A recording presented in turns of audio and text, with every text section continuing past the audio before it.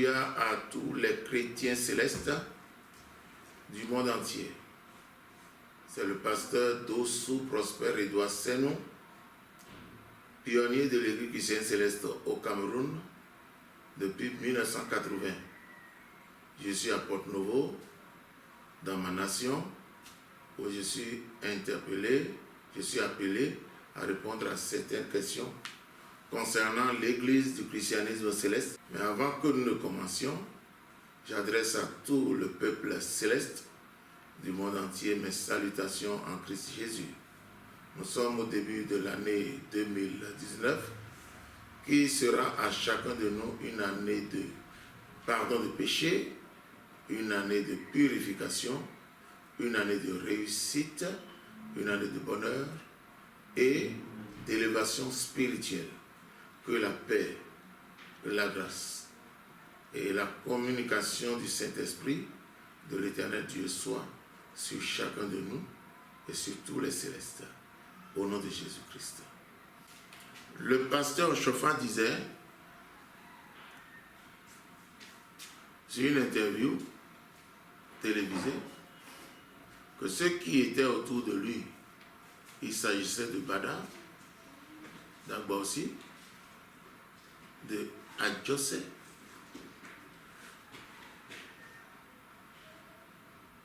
de Adjale Koko et de qui? De Abiassi, les 5. Il n'y a personne qui pourra rester à sa place. Mais Dieu le fera au temps opportun. Je m'excuse. C'est difficile. Hérode n'a pas accepté qu'il y ait un roi qui soit né. Si Hérode n'a pas accepté qu'il y ait un roi qui soit né, qui puisse le remplacer, mais il sera difficile de nos jours que ceux qui se disent pasteurs à la tête des autres, pas qu'ils sont riches, mais qui se voient à la tête des autres et par les biens de l'Église, ont déjà situé leur famille à des centaines d'années après leur mort. C'est difficile que ces pasteurs puissent accepter aujourd'hui qu'on vienne leur dire ou bien qu'il y ait une révélation dont la voix est intelligiblement haute pour annoncer qu'il y aura un pasteur céleste qui est né ou qui sera né. Ce visionnaire sera d'abord mal vu avant que l'enfant qui remplacera, qui sera oint d'huile, soit né. Je dis, à chaque fois que ce visionnaire viendra à cette paroisse, le pasteur leur dira que voilà, les gens qui disent qu'il naîtra un pasteur. Alléluia. Et même si un pasteur naissait, est-ce qu'à l'âge de cette naissance, ce pasteur pourra rivaliser avec celui qui est à 50 ans plus que cet enfant qui vient de naître? Mais c'est l'ignorance. Parce que l'enfant qui vient de naître doit être sous ses parents jusqu'à l'âge où l'Esprit Saint pourra l'habiter. Peut-être après 30 ans, peut-être après 50 ans. Et maintenant, on a déjà prédit qu'il naîtra dans cette église quelqu'un qui prendra la place. Ce n'est pas prendre la place de nous les pasteurs qui sanctifions de l'eau. Parce que nous sanctifions de l'eau. Nous demandons à l'Éternel notre Dieu d'avoir pitié de nous et de déverser sa miséricorde sur ceux qui viennent vers nous. Mais le pasteur qui viendra ne sera pas un pasteur qui va demander la miséricorde de Dieu pour que les malades obtiennent solution. C'est un pasteur qui est habité d'Esprit Saint, qui touche. Et cela se déplace, qui bouge et que cela se ferme, qui maudit et qui bénit, qui rehausse et qui guérit, comme Jérémie.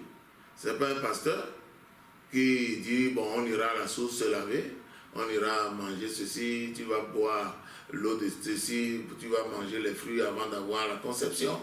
Non, c'est un pasteur du tic au tac, comme au temps du pasteur fondateur de cette église chrétienne céleste.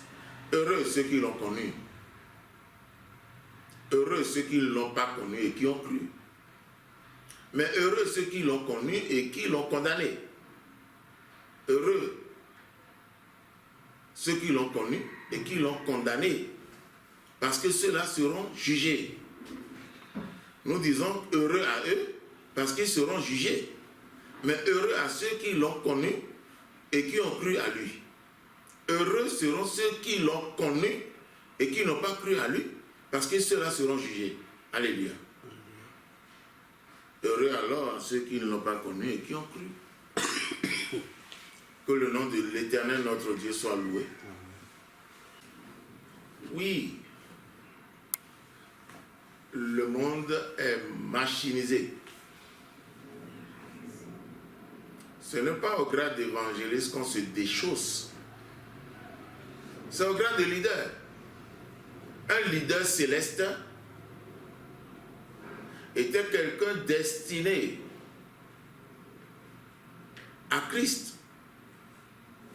Un leader céleste, c'est un grand grade au sein de l'Église céleste. Maintenant, Papa Ochofa dit, bon, comme les gens travaillent, on essaie d'arriver au grade d'assistant évangéliste.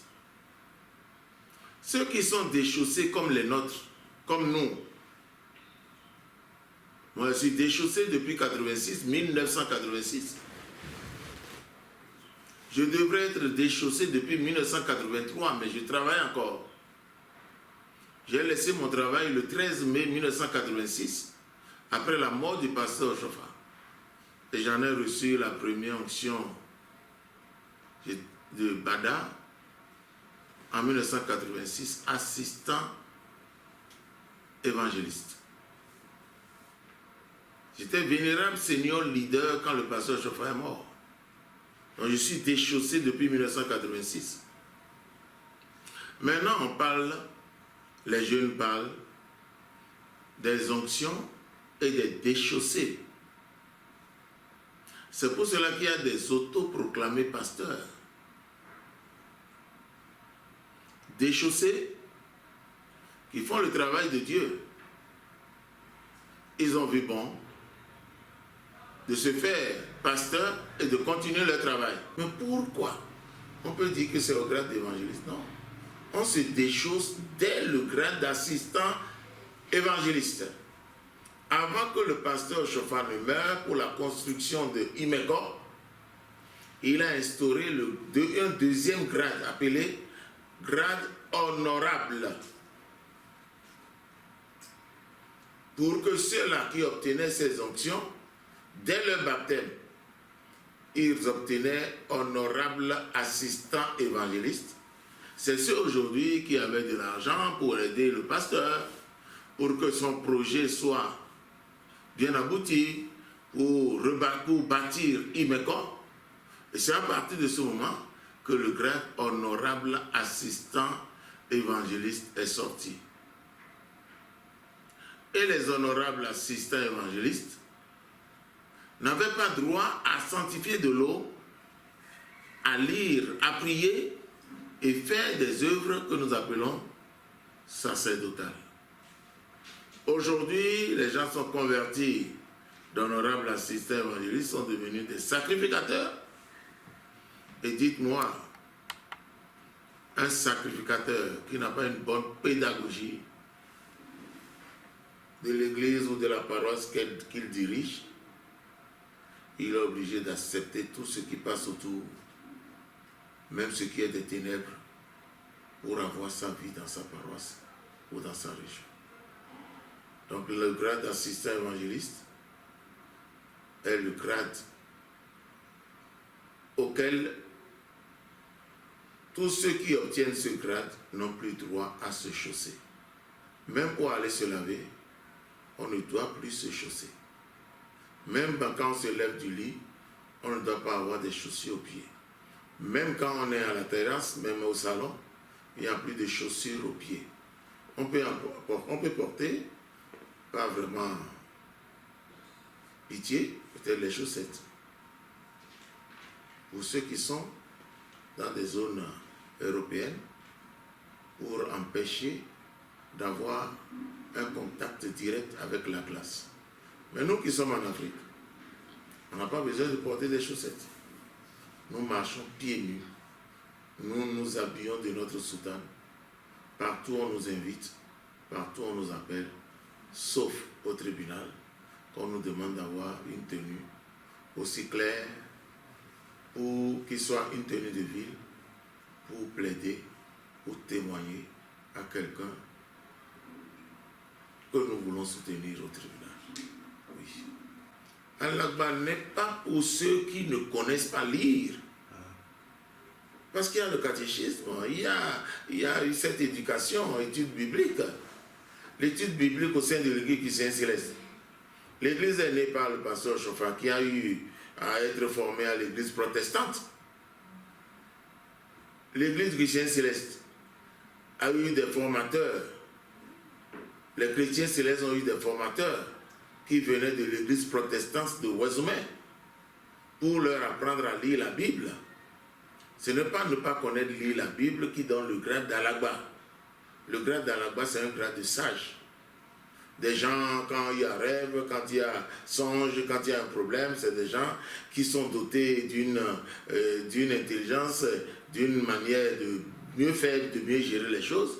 C'est ceux-là qui ont eu le grade d'Al-Akbar. Et ce grade d'Al-Akbar, c'est ceux qui s'occupaient de l'autel. Parce que pour allumer les bougies ou arranger l'autel, ce n'est pas donné à tout le monde. Et tous les Al-Akbar ne sont pas appelés à le faire. Le grade d'Al-Akbar, ce n'est pas pour ceux qui ne connaissent pas papier. Le grade d'Al-Akbar, c'est pour ceux qui sont sages au sein de l'église du christianisme céleste. Vous dites, ils sont nés sages, ils sont nés intelligents, ils sont nés arrangeurs. Et on leur permet maintenant de choisir parmi ceux-là ceux qui seront les maîtres d'autel. Parce que pour disposer 7 bougies, d'abord pour enlever, mettre au propre le chandelier, avant d'allumer les bougies, ne peut le faire que celui que Dieu a choisi. Sinon, il n'est pas facile de mettre les bougies sur le chandelier et que ces bougies soient bien posées pour être allumées. Ce n'est qu'à celui dont Dieu a donné cette sagesse. Donc ce grade d'Al-Akbar, ce n'est pas pour ceux qui ne connaissent pas le papier.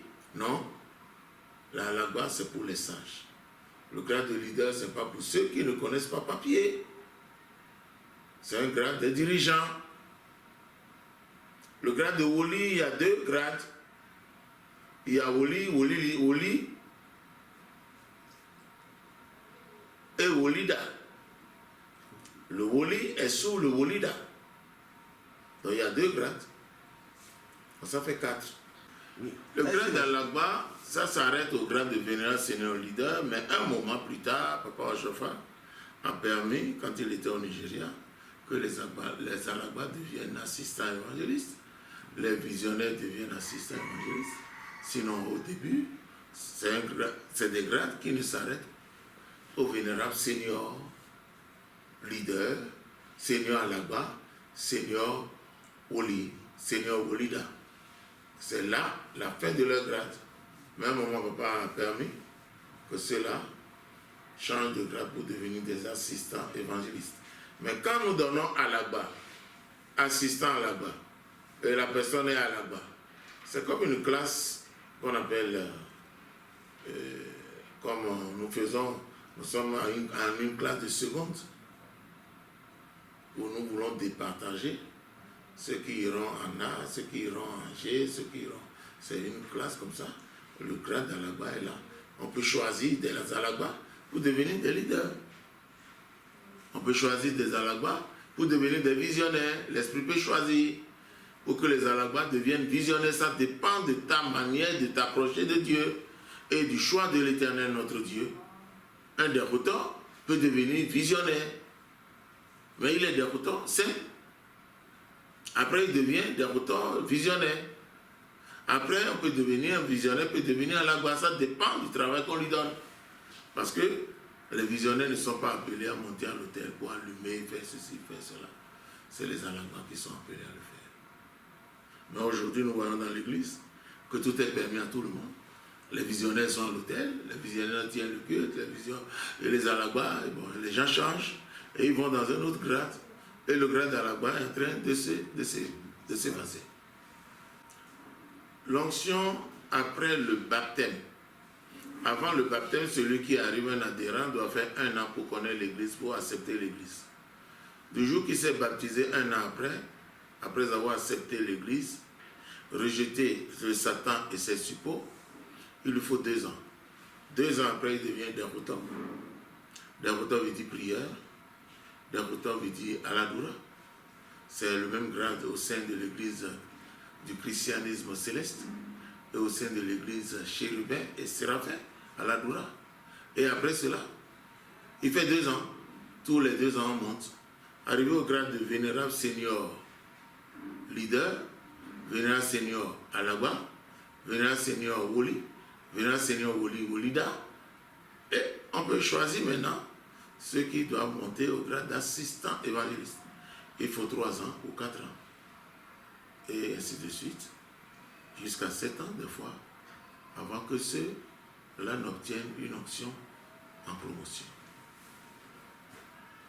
Donc il faut 2 ans à chaque onction, après le baptême, jusqu'au grade vénérable, Seigneur leader, Seigneur là-bas, vénérable Seigneur là-bas, vénérable Seigneur Woli, vénérable Seigneur Woli Lida. Alléluia. Alléluia. La première onction ne se prenait pas. C'est comme l'église catholique, avant que tu ne prennes la communion, tu as pris toutes les communions avant d'arriver à la communion qu'on appelle solennelle. Il faut que tu sois fiancé ou que tu te maries avec quelqu'un. L'onction ne se prenait pas. Que tu prends l'onction quand tu n'es pas marié, tu n'as rien, aucune charge. Non. L'onction était pour ceux vraiment choisis pour faire l'œuvre de Dieu ou adorer Dieu avec les femmes et les enfants. Mais maintenant, bon, depuis un certain temps, après le mariage, quand le mariage a commencé au sein de l'église chrétienne céleste, parce que Edith Chauffard a eu son mariage en 1915, plusieurs autres ont eu leur mariage. C'est à partir de là que l'onction est devenue à tout le monde. Donc quand tu arrives, on te propose, tu prends l'onction. Sinon ceux-là ont pris l'onction quand vraiment ils ont accepté devant Dieu et devant les hommes de se marier de leur mari. Le mariage, c'est ça qui donne l'onction à l'homme, l'onction à la femme. Aucun homme ne peut se marier à moins de 21 ans. Donc ça vous permettra de calculer. Moi, je ne vous dirai pas à quel âge. Mais l'onction se donnait à ceux qui étaient prêts à se marier, même s'ils se marient dans la famille et qui sont des chrétiens. On bénit leur mariage, même s'ils se marient à l'état civil, on bénit leur mariage. Et s'ils veulent se marier dans le céleste, on célèbre leur mariage. C'est en ce temps qu'ils obtiennent la communion. De même, l'onction pendant le mariage, et on leur donne un grade qui leur permet de travailler au sein de l'église chrétienne céleste avec des parrains, avec des marraines et qui les entretiennent. Que l'Éternel Dieu soit avec nous. Je pense que je me suis bien expliqué. Un enfant qui est né et qui est le chargé dans sa paroisse, si nous voyons bien, cet enfant l'aide à tenir le culte sur le petit autel. Il a 15 ans. Voilà un cas. Parce que de loin, on ne peut pas justifier, on ne peut pas apprécier ou désapprécier ce qui se passe dans une autre chambre. Et c'est ce qui se passe aujourd'hui. Les gens restent derrière, ils disent, bon, le chargé a pris un enfant de 15 ans pour tenir le culte, alors qu'il y a les gens de 30 ans. Quand le chargé le fait, parce qu'il a vu cet enfant disponible à l'aider, comme Samuel, on a donné Samuel à Élie pendant qu'on l'a sevré. Et Samuel dormait à côté de l'autel. Maintenant, si cet enfant qui aide les chargés, ou ces enfants qui aident les chargés, sont appelés à faire ce travail comme Samuel, il faut quand même maintenant leur donner une onction leur permettant de balayer, d'arranger, de faire ceci. Ça dépend de leur âge, de leur taille. Mais dans la population les enfants de 15 ans ne sont pas appelés à être oints. Parce qu'il y a deux cas. Il y a un premier cas de ceux qui sont avec le chargé, qui ont besoin d'onction pour faire le travail de Dieu avec le chargé. Mais il y a aussi maintenant les enfants qui sont dans la chorale, qui sont dans la paroisse et qui ne font rien, qui sont dans leurs activités et qui ont 15 ans, 18 ans, 20 ans et qui n'ont pas droit aux onctions. Donc c'est au chargé maintenant de savoir qui leur serait utile. C'est les enfants utiles au chargé pour le travail spirituel fait par le chargé qui l'oblige à faire oindre les enfants qui sont à côté de lui. Si nous prenons dans le livre de 1er Samuel, quand Anna a offert, il est allé donner Samuel à côté d'Élie. Samuel avait quel âge? Mais il se couchait à l'autel, à côté de l'autel. Quand il a eu la voix de Dieu qui l'a appelé, il est allé vers Élie. Élie a dit non, je ne t'ai pas appelé une première, une deuxième, une troisième fois. Élie lui a dit, mais quand la personne t'appellera, dis que me voici. Est-ce que Samuel avait l'onction? Il est donné très jeune. Si nous prenons l'exemple du pasteur Chauffard, et qu'on a donné très jeune à un pasteur, a-t-il eu l'onction? Il a eu l'onction de Dieu. Cette onction de Dieu à sa naissance lui a permis de nous amener là où nous sommes aujourd'hui. Mais compte tenu des biens que les gens cherchent, ou de l'honneur que les gens cherchent, ceux qui sont riches, quand ils viennent avec les enfants, peut-être une fois par un an, ou bien par 2 mois, les enfants viennent à l'église, on leur donne assez de place, on leur permet de prendre des onctions, on les voit devanciers sans pouvoir rien faire. Alléluia.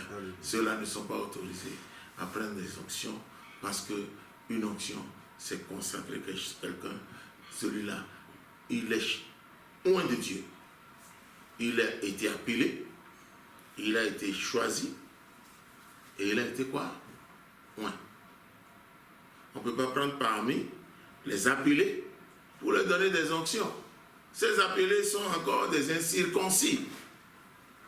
Les choisis, on ne peut pas prendre parce que là, il y a les moyens. On te trompe, on trompe le chargé. Parce que lui ne fait que dormir au sol. Les autres dorment sur des lits présidentiels. Et quand les gens là arrivent, on lui donne un peu d'argent, il propose ce qu'ils veulent. Le chargé est obligé d'accepter. Parce qu'il ne veut pas que ses fidèles soient dispersés. Et ce ne sont pas des élus. Ils sont parmi les choisis. Qu'est-ce qu'il va faire? Que l'Éternel Dieu nous rassasie. Que Dieu nous rende riches.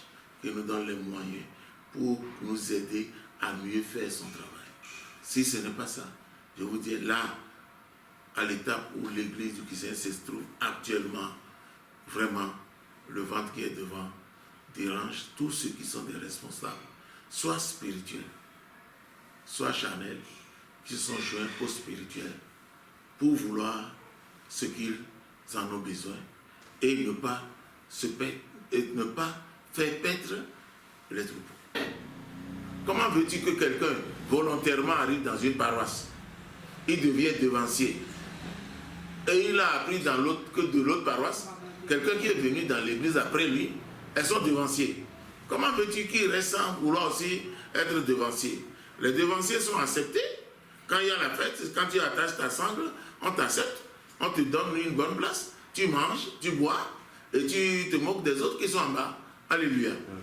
Et quand il y a ces choses, comment voulez-vous que le Saint-Ciel contrôle? Le Saint-Ciel ne fait que mettre en exécution ce que les autres chargés ont mis sur leur papier. Tu me comprends ce que je dis? Et maintenant, pendant que toi qui as beaucoup, tu amènes ton fidèle là-bas. Si le fidèle est venu de ses mains, comment sauras-tu que le fidèle est venu de ses mains? Il est venu 1, 2, 3, 4 fois, 5 fois, il te donne le pain, il te donne ceci. Il dit que vraiment l'Esprit de Dieu m'a dit, le visionnaire qui est là, l'Esprit de Dieu a dit qu'il est vénérable, suprême. Est-ce qu'on donne ça par vision? On t'oblige à accepter. Pendant que quelqu'un vient de Dassatrer pour venir à toi, à Port-Nouveau ici, pour obtenir son onction par ta paroisse. Tu le connais? Non, il ne fait que te faire des présents. Et toi, tu l'amènes à la paroisse mère. Et la paroisse mère n'a pas le temps de fouiller. Il y a plusieurs fidèles. La paroisse mère ne peut pas fouiller, ne peut pas. Ils connaissent que quoi? Que les fidèles là étaient quoi? Ils connaissent qu'ils sont venus tout. Donc on ne peut pas accuser le Saint-Ciel pour les onctions. On ne peut pas accuser une paroisse. Parce que moi je suis devant toi, je suis baptisé devant toi, je t'ai vu venir. Mais toi tu te trouves leader quand moi je suis encore de retour. Et mon chargé me refuse de ne pas me donner le Seigneur leader. J'irai sur une autre paroisse. Je prendrai Seigneur leader là-bas. Rien que pour toi. Pour la cause, quand on se rencontre, tu dois te mettre devant moi. Maintenant, qu'est-ce que je pourrais encore vous dire?